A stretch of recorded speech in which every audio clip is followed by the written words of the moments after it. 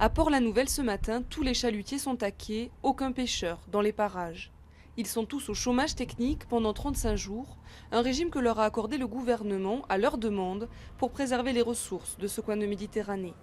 Il y a toujours des sardines, poissons emblématiques de cette partie de la région, mais uniquement des petites, un phénomène inexpliqué à ce jour.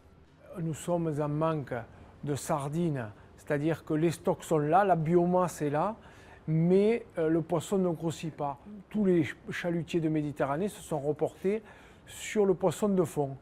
Alors ça a fait une surpêche sur le poisson de fond. La quantité de poissons pêchés a été en moyenne divisée par 2.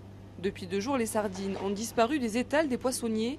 Ce commerçant est obligé de s'approvisionner auprès des petits pêcheurs. On travaille avec les petits métiers, toujours avec la criée. Et puis après, on fait ce qu'on peut. On trouve un peu de poissons d'océan, on se débrouille comme on peut, quoi. On subit. Une partie de la marchandise provient de la côte atlantique ou d'Espagne.